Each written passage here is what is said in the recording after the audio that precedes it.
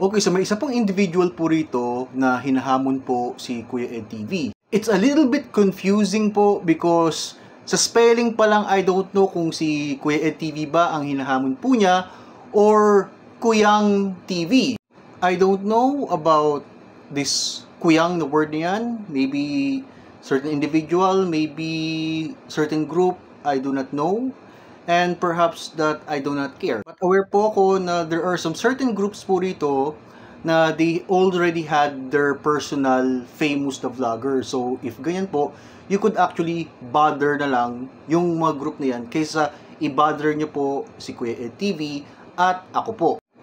If hahamunin nyo po or you are going to verbally abuse Kuya Ed TV, he has actually the right po na bayaran po siya or give him some compensation po because you are wasting his time. Kuya Ed TV is a PMAer, retired PMAer, retired Marines. Bali, he is a man of honor ho. And in the eyes of the public, saan po kayo makikita in every public or showbiz na ang mga celebrities, okay, nakikialam o pinapansin po ang mga trolls nila or mga bashers nila.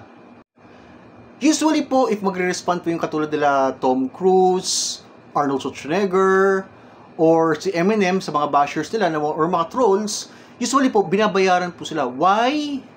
Because you already aware about airtime, wasting a person's time. Time is gold. Time is money. Hindi ko na po i-feature po yung mukha ng individual na to since he's not actually worth it. And if you want to be talked, okay, you should actually also, besides na bayaran nyo po si Kuya Ed, you should also pay me. I don't even know if this certain individual, okay, I'm not going to name who he is, okay, he might be a washed up comedian, maybe a retired disgraceful comedian, or just someone na makita po ang kanyang muka sa YouTube at sa iba. If you're going to ask me, come on man, your topics are very boring actually. Nakakatulog po ako, wala po mismo sa 1 to 10 seconds po. Besides that you're wasting the people's time, do something productive sa life mo.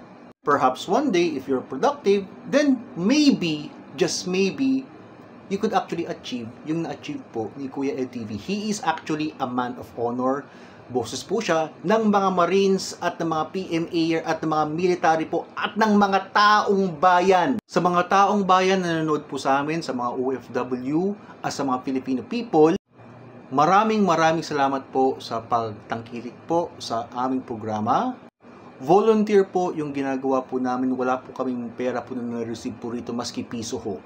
Since volunteer po yung work po namin, lahat po ng words na sinasabi po namin, hindi po scripted. At the same time, nararamdaman po ninyo every weight, every word, every syllable.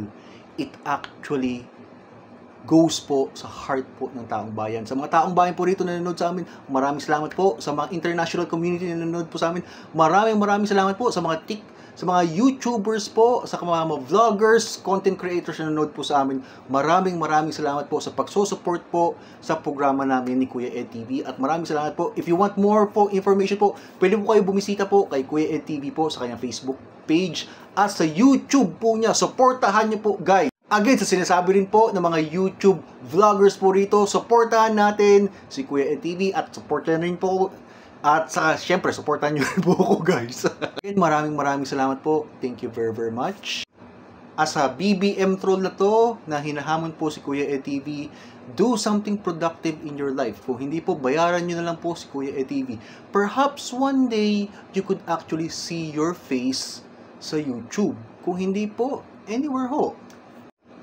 Basta with the right heart. Kung ano po yung nasa puso po ng taong bayan, sigaw nyo po. Then perhaps one day you could actually see your face. If sakaling sa popularity lang po, okay, sa topic nyo po, come on, man!